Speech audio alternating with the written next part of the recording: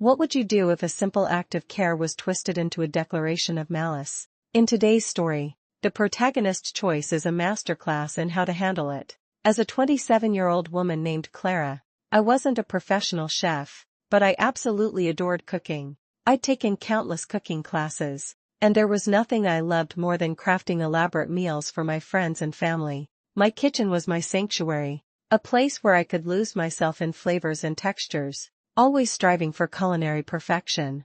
About 2 years ago, my younger brother, Owen, who was 25 at the time, married a wonderful woman named Charlotte, 34. Charlotte had a daughter from a previous relationship, a sweet 9-year-old named Bella. Bella, however, had several serious health conditions, celiac disease and a severe dairy allergy, so severe that she had to carry an EpiPen everywhere. These weren't just dietary preferences, they were life-threatening sensitivities. Last weekend, I decided to host a dinner at my house to celebrate my parents' wedding anniversary. I envisioned a truly special evening, so I planned a fancy 5-course dinner. Besides my parents, I invited 4 close family friends, Owen, Charlotte, and Bella, and my sister, her boyfriend, and their 8-year-old twin boys. The guest list was set, and my menu was meticulously planned, almost. Bella's dietary restrictions weighed heavily on my mind. While I'd tackled specialty meals before,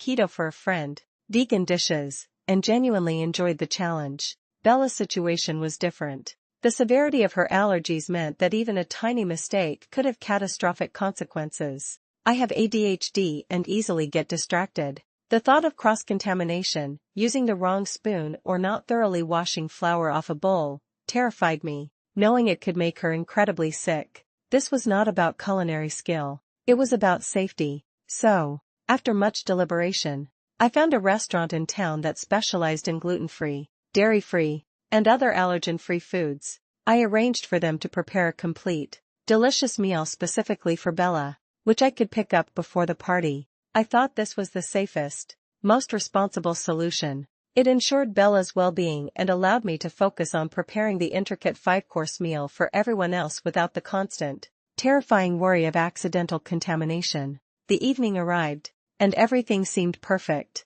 The house was filled with laughter and the delicious aromas of my cooking. When it was time to serve dinner, I proudly presented my culinary creations to the table, and then, with a smile, placed Bella's special meal in front of her. She immediately began eating, seemingly delighted and perfectly fine. However, my brother's wife, Charlotte, was staring at Bella's plate with a stony, unreadable expression.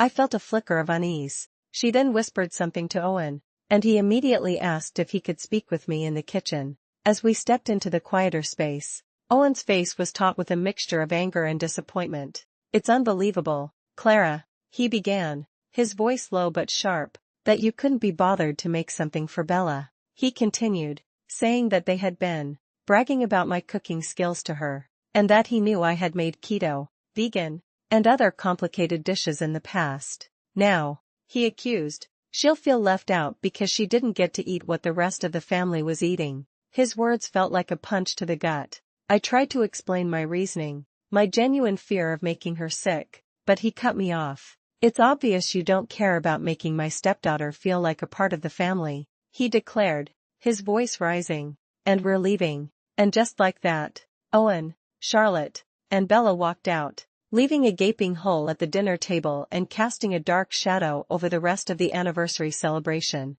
Their abrupt departure put a real damper on what was supposed to be a joyous occasion. After they left, a wave of self-doubt washed over me. I had genuinely felt I did my best at the time, but in hindsight, I couldn't shake the feeling that maybe I should have tried harder to make Bella feel more included, especially since she was a relatively new addition to our family. Was I truly in the wrong here? Many people would be in disbelief that I thought I did something wrong. As one online comment astutely put it, "I'm honestly in disbelief you thought you did something wrong. You were incredibly thoughtful in how you handled ensuring she had a meal suitable for her. You have ADHD and are well aware that mistakes are so easily made, so to ensure you didn't seriously put this child's health in danger, you decided the safest option was to contact a restaurant to provide something. I can't stress this enough. You are NTA." Another comment highlighted the critical difference between dietary preferences and life-threatening allergies. If you accidentally made a keto meal wrong,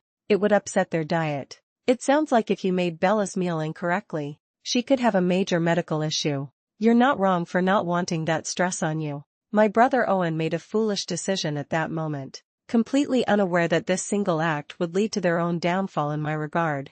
This reveals Owen's greatest fatal flaw, their self-centeredness, which ultimately sealed their fate. So let me get this straight. Another commenter quipped, "Your brother called you an AH because you didn't try to kill his stepdaughter? Cross-contamination is a real thing.